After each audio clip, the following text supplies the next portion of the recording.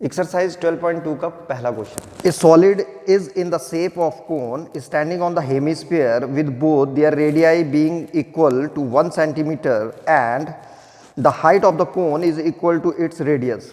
Find the volume of the solid in terms of pi.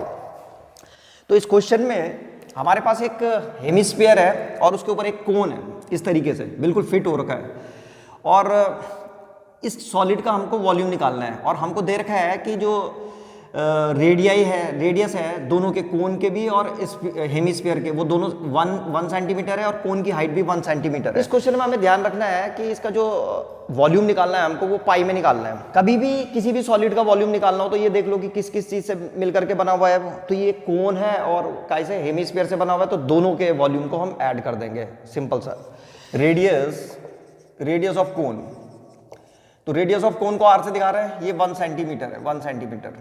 Height of the कोन, इसको H से दिखा रहे हैं, ये 1 सेंटीमीटर है हाइट ऑफ द कोन भी। उसके बाद रेडियस ऑफ हेमिस्फीयर, ये भी 1 सेंटीमीटर है, तो 1 सेंटीमीटर। रेडियस ऑफ हेमिस्फीयर को भी हम आर लिख सकते हैं।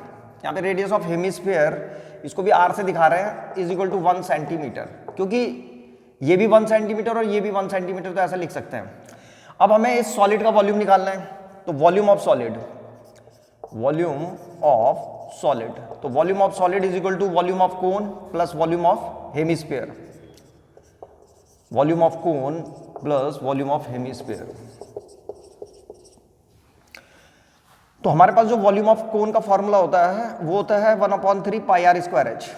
तो कोन की जगह में लिख देंगे 1/3 pi r square h, plus volume of hemisphere होता है 2/3 पाई आर क्यूब, तो 2/3 पाई आर क्यूब। वैल्यू रखते हैं, आर की जगह में भी 1 रखना है और एच की जगह में भी 1 रखना है, दोनों 1 1 है, तो रख दो। और पाई को नहीं रखना, पाई की वैल्यू को पाई रहने देंगे, क्योंकि उसने कह रखा है आंसर पाई में निकालना है। तो 1/3 पाई, आर की जगह में 1 का स्क्वायर, एच की जगह में 1, 2/3 पाई को पाई रहने देंगे, आर की जगह में 1 का क्यूब। तो यहाँ पे देख रहे हैं 1 का स्क्वायर 1 होता है, 1 की इंटू 1 से हो जाएगी तो 1 ही आएगा, तो ये कितना आ जाएगा पाई/3। यहाँ पे सॉल्व करेंगे तो ये पाई/3 आ गया। और प्लस ऐसे ही जब इसको सॉल्व करेंगे तो 1 का क्यूब 1 ही होता है, और 1 की इंटू 2 से हो जाएगी तो 2 पाई/3, तो यहाँ पे आ जाएगा 2 पाई/3। और इन दोनों को जब हम ऐड करेंगे तो 3 एलसीएम आ जाएगा, और पाई प्लस 2 पाई कितना हो जाएगा, ये 3 पाई, और 3 से 3 कैंसिल, तो पाई जो है आंसर आ गया हमारा पाई सेंटीमीटर क्यूब। इसकी यूनिट लिख देंगे वॉल्यूम की। कभी भी किसी का भी वॉल्यूम निकालना हो तो उसके लास्ट में आंसर में सेंटीमीटर क्यूब लिखना जरूरी है। सेंटीमीटर क्यूब, मीटर क्यूब, वो डिपेंड करता है उसकी डायमेंशन किस तरीके से दे रखी है। भाई अगर मीटर में दे रखा है तो मीटर क्यूब आ जाएगा, सेंटीमीटर में दे रखा है तो सेंटीमीटर क्यूब है, ये लिखना जरूरी है। तो ये हमारा फाइनल आंसर आ गया पाई सेंटीमीटर क्यूब।